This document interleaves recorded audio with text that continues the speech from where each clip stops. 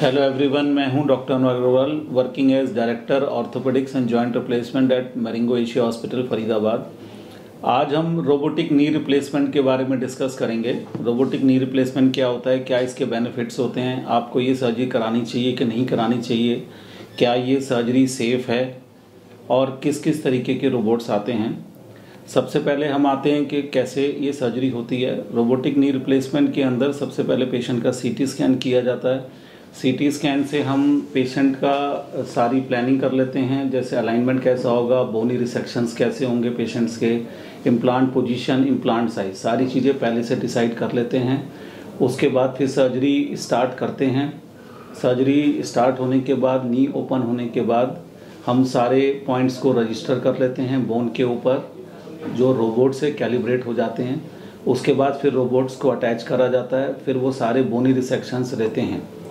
बोनी रिसेक्शंस लेते वक्त हम सारा कुछ अपनी आई से, सब चीज़ों से देखते हैं, ऑब्ज़र्व करते रहते हैं। अगर हमें कहीं पर भी कोई इशू लगता है कि इसके अंदर कोई प्रॉब्लम आ रही है, हम उसी समय रोबोट को स्टॉप कर सकते हैं।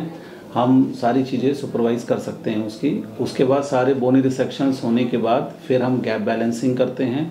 गैप बैलेंसिंग करने के बाद अगर गैप बैलेंसिंग एक्यूरेट है, जो कि यूजली रोबोट के अंदर एक्यूरेट रहती है, उसके बाद फिर हम इम्प्लांट प्लेसमेंट कर देते हैं और हम फिर उसका क्लोज़र कर देते हैं नी का।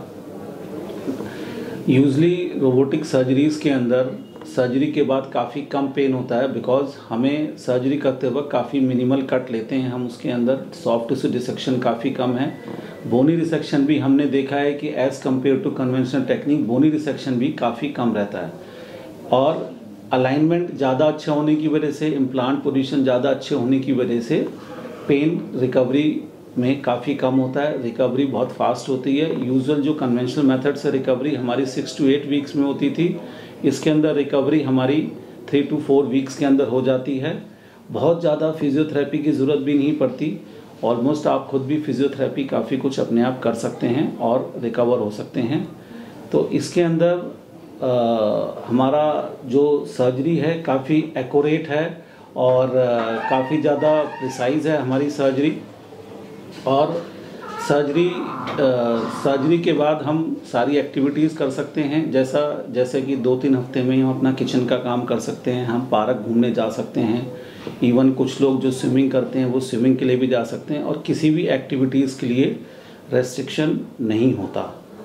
अब हम आते हैं कि ये सर्जरी सेफ़ है कि नहीं है। जैसा मैंने आपको बीच में बताया था कि रोबोट को हम कभी भी स्टॉप कर सकते हैं। प्लस जो रोबोट की जो कटिंग होती है वो बोनी एरिया के अंदर ही होती है, वो बोन से बाहर बिल्कुल नहीं जाता है। 1 mm की एक्यूरेसी पर रोबोट चलता है। अगर हल्का सा भी उसके अंदर 1 mm का भी अगर मूवमेंट भी आएगा तो रोबोट उसी समय स्टॉप हो जाएगा, या फिर कोई भी चीज़ उसकी फील्ड में आएगी, सॉफ्ट टिश्यू आएगा, रोबोट तुरंत स्टॉप हो जाएगा। इसीलिए वो किसी भी सॉफ्ट टिश्यू स्ट्रक्चर्स को, किसी भी वेसल्स को डैमेज बिल्कुल नहीं करेगा। इसलिए रोबोटिक सर्जरीज बहुत सेफ़ है। प्लस ये हैप्टिक टेक्नोलॉजीज़ पे चलते हैं। इनके हल्का सा भी कहीं से भी इनको सेंसर पे कुछ भी आया, ये स्टॉप हो जाएगा। प्लस हमारे हाथ में भी इसका कंट्रोल है। जो एक और इम्पॉर्टेंट फ़ायदा है, इसके अंदर हमको फेमोरल कैनाल ओपन नहीं करना पड़ता, जिसकी वजह से हमारा पल्मोनरी एम्बोलिज्म के चांसेस काफ़ी कम रहते हैं as compare to the conventional technique. So therefore robotic surgery is a very safe surgery and well controlled under the surgeon guidance। इसके बाद अब हम आते हैं कि टाइप्स ऑफ रोबोट कौन कौन से होते हैं।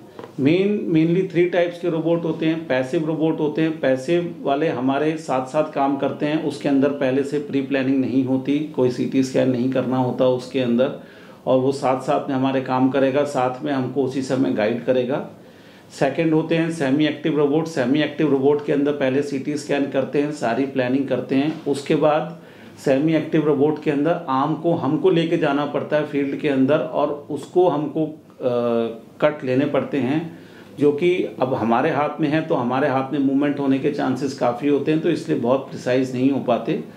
और प्लस 100 सिस्टम यूज़ करना पड़ता है उसके अंदर, जिसके लिए हमको थोड़ा डिसेक्शन भी ज़्यादा करना पड़ता है। नेक्स्ट टाइप होते हैं जो फुली ऑटोमेटिक रोबोट्स, जिसके अंदर मिलिंग सिस्टम होता है, और छोटी सी बर उसके अंदर कॉर्नर तक चली जाती है और सारे कट्स को ले लेती है, तो इसलिए हमको बहुत कम डिसेक्शन करना पड़ता है, बहुत कम ओपन करना पड़ता है।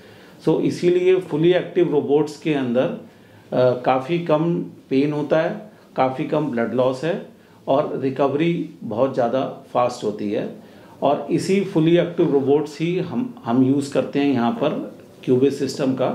सो हमारे रिजल्ट्स रोबोटिक सर्जरीज के काफ़ी अच्छे रिजल्ट्स हैं और काफ़ी सेफ सर्जरीज हो रही हैं। So you can, after listening to all this, now you can go for robotic surgeries very well. Thank you.